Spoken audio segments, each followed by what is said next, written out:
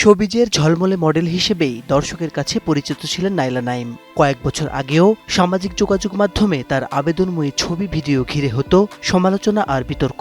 নাইলা মানেই যেন ছিল চর্চার কেন্দ্রবিন্দু। তবে গত কয়েক বছর ধরে ধীরে ধীরে তিনি সরে যান আলোচনার আড়ালে। অনেকটাই নিভৃতে কাটছিল তার সময়। हाय गाइस, ये मैं हूँ और ये तू कौन है? कौन है तू? সেই নাইলা নাইমই আবারও আলোচনায়, তবে কারণটি একেবারেই ভিন্ন। নাইলার নতুন একটি ভিডিও সামাজিক যোগাযোগ মাধ্যমে ছড়িয়ে পড়ার পর অনেকেই অবাক হয়েছেন। অনেকে লিখেছেন, এ কি সেই নাইলা নাইম?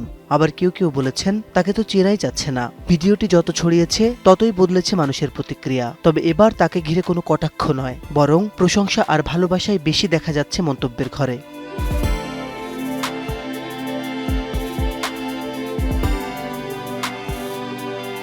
ভাইরাল ভিডিওতে দেখা যায় সাধারণ পোশাক পরে মুখে মাস্ক লাগিয়ে স্কুটি চালিয়ে রাজধানীর বিভিন্ন এলাকায় ঘুরছেন নাইলা। যেখানে কোনো পথকুকুর বা বিড়াল চোখে পড়ছে সেখানেই থামছেন। পরম যত্নে তাদের হাতে তুলে দিচ্ছেন মুরগির মাংস সহ নানা ধরনের খাবার। জানা গেছে এটি কোনো ক্যামেরা কেন্দ্রিক আয়োজন নয়। দীর্ঘদিন ধরেই নীরবে পথপ্রাণীদের খাবার খাওয়ানোর কাজ করে আসছেন তিনি। প্রচারের আলো নয়, দায়িত্ববোধ থেকেই এই অভ্যাস গড়ে উঠেছে তার।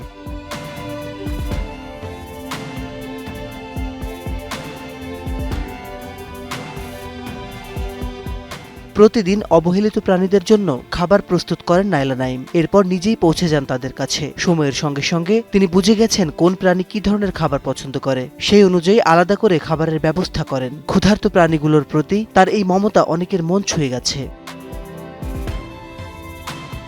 একসময় যিনি মূলত গ্ল্যামার আর বিতর্কের জন্য আলোচনায় থাকতেন, আজ তিনি আলোচিত হচ্ছেন একেবারেই ভিন্ন কারণে। তার এই উদ্যোগ হয়তো পৃথিবী বদলে দেবে না, কিন্তু কয়েকটি ক্ষুধার্ত প্রাণীর দিনটাকে নিশ্চয়ই বদলে দেয়। আর কখনো কখনো এমন ছোট ছোট মানবিক কাজই মানুষের পরিচয়কে নতুন করে তুলে ধরে। তাই মন্তব্যের ঘর জুড়ে অনেকে লিখেছেন, আলোচনায় আসার সবচেয়ে সুন্দর উপায় হলো মানুষ কিংবা নির্বাক প্রাণীর পাশে দাঁড়ানো। মাসিদ রণ, সময় সংবাদ, ঢাকা।